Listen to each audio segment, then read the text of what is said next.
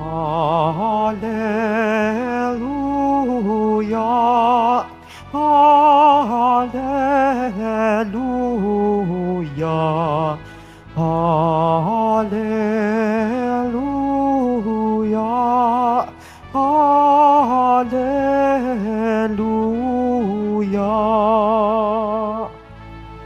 Mapalad ang inuusig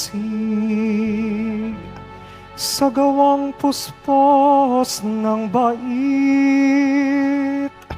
pagkat may kakamting langit. Alleluia, Alleluia, Alleluia,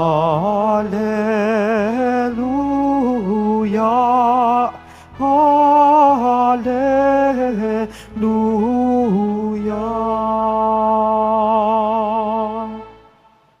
Sumainyo ang Panginoon. At sumaiyo rin. Ang pagpapahayag ng mabuting balita ng Panginoon ayon kay San Mateo. Papuri sa iyo, Panginoon.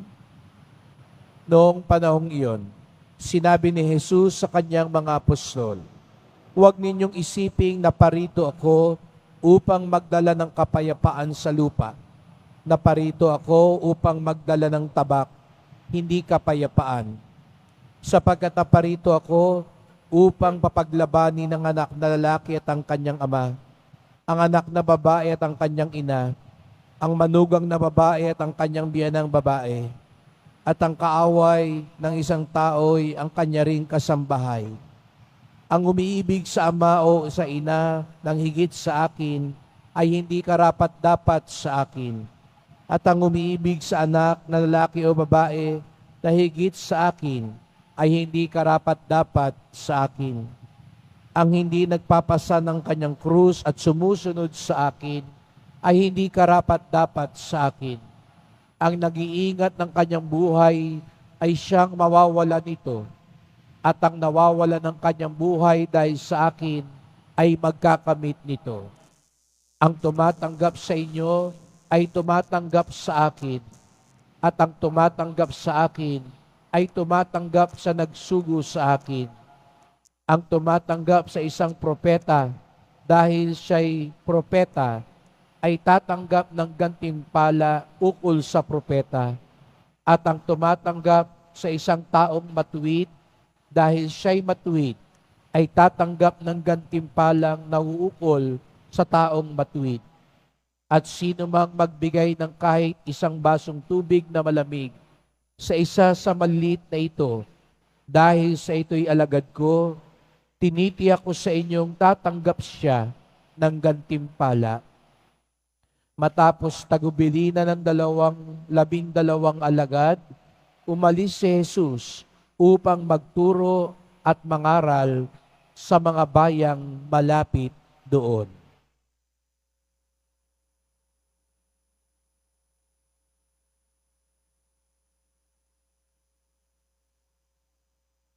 Mga kapatid, ang mabuting balita ng ating kaligtasan. Pinupuri ka namin, Panginoong Hesu Kristo. Magsiupo muna ang lahat. Magandang umaga po sa inyong lahat at maligayang pagdating sa tahanan ng ating mahal na pong Jesus Nazareno. Pinagdarasal din natin ang mga nasa online, lalo na po mga may sakit at nag-aalaga sa may sakit at mga kababayan kadeboto natin mula sa iba't ibang panig ng bansa daigdig na nais sumama sa misa dito sa Quiapo, sa Basilica Minor at Pambansang Dambana ni Jesus Nazareno. Gaano kahalaga ang Diyos sa atin? Siguro po kung bukang bibig lang ang sagot natin sa tanong na ito, ay sasabihin natin, napakahalaga ng Diyos. Ubod ng halaga, pinakamahalaga. Madaling sabihin, pinakamahalaga ang Diyos. Lalo na tayo mga deboto, kayang-kaya nating sabihin, walang patumpik-tumpik pa, napakahalaga ni Jesus Nazareno. Ngunit kapag dumating ang pagkakataon na tayo'y papipiliin, doon masusubok kung gaano nga ba siya kahalaga sa buhay natin. Kaya nga't ibinigay ni Jesus sa Nazareno na halimbawa, ang pamilya, ang kaanak. Kapag sinabi natin tungkol sa Diyos, hindi lang yung pangalan ng Diyos, kung hindi yung pinaniniwalaan natin at pinaninindigan natin tungkol sa Diyos.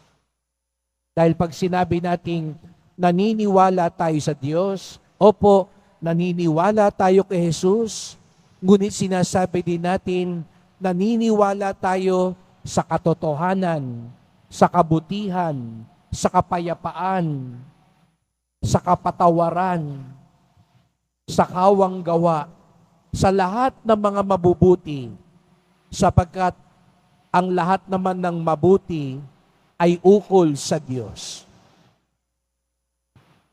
Parang pakyawan po yan. Hindi natin pwedeng sabihin mahalaga ang Diyos, pero yung katotohanan depende. Pwede naman magsinungaling paminsan-minsan. Hindi pwedeng sabihin mahalaga ang Diyos sa akin, pero paminsan-minsan pinipili ko ang karahasan, ang paghihiganti, ang galit. Hindi po pwedeng sabihin nating pinipili ko ang Diyos, pero maramot ako. Sarado ang aking palad at puso sa mga nangangailangan. Pag sinabi nating naniniwala ako sa Diyos, mahalaga ang Diyos, pinipili ko ang Diyos, ang lahat ng ukol sa Diyos, ang kabutihan, ay tinatanggap ko din at sinusunod. Kaya nga, balik tayo sa halimbawa ni Jesus Nazareno, ang kaanak. Kapag nagkaroon ba ng pagkakataong pipiliin natin sa kaanak, kahit mali,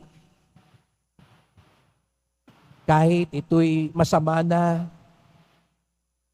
pipiliin pa rin ba natin dahil kaanak natin, pagtakpan natin, kampihan natin, magbulag-bulagan tayo? Kung tunay tayong deboto, masakit man, pipiliin natin ang mabuti sapagkat pinipili natin ang Diyos. Minsan ay nakatagpo ko ng isang ina, siya mismo ang nagsuko sa kanyang anak sapagkat alam niyang may ginawang masama, krimen ang kanyang anak. May isang magulang, naalala ko noon nung ako'y nasa eskwelahan, siya mismo ang nagsabi sa teacher, pagalitan niyo yung anak ko, sapagkat nambuli siya, sapagkat hindi tama ang kanyang ginawa. Ganun ang halimbawa po ng sinasabi natin, pinapahalagahan natin ng Diyos. Ilan kaya sa atin, pag dumating ang pagkakataon, dahil sa sobra mong pagmamahal, kailangan mong magbago ng pananampalataya. Dahil mahal mo yung kasintahan mo, at sabi ng kasintahan mo, papakasal lang ako sa iyo kung magpapalit ka ng reliyon. Hindi ka na magiging Katoliko, hindi ka na magiging deboto, tatalikuran mo na ang paniniwala mo kay Jesus. Hanggang saan ang pagpapahalaga natin sa Diyos? Mahalaga pa talaga siya? O dahil sa pagmamahal mo sa isang tao, pwede mo siyang ipagpalit, pwede mo siyang talikuran at kalimutan. At sinabi din ni Jesus Nazareno, Ang sino mang hindi nagpapasan ng kanyang krus at sumunod sa akin ay hindi karapat-dapat sa akin. Kapag dumarating ba ang pagsubok, ang kagipitan, ang kawalan, siya pa rin ba ang pipiliin natin? Madaling maniwala sa Diyos sa panahon ng kaluwagan at kaginhawahan. Ngunit kapag nasa gipit, kakapit ba tayo kay Kristo o sa patalim? Magiging praktikal na lang ba tayo? Mangangatwira na lang kaya tayo? O siya pa rin ang ating pipiliin? Sa misang ito, ipagdasal natin na sa ating bukang bibig na mahalaga ang Diyos, na napakahalaga ang Diyos, na naniniwala ako sa Diyos. Ito'y tunay nating maipakita sa Kanya sa ating buhay. Sabi nga po sa Salmo Responsorio, ang masunurin sa Diyos ay sasagipin niyang lubos. Ang tunay na nagpapahalaga sa Diyos, ang tunay ding makatatagpo ng kaligtasan at biyaya ng Diyos.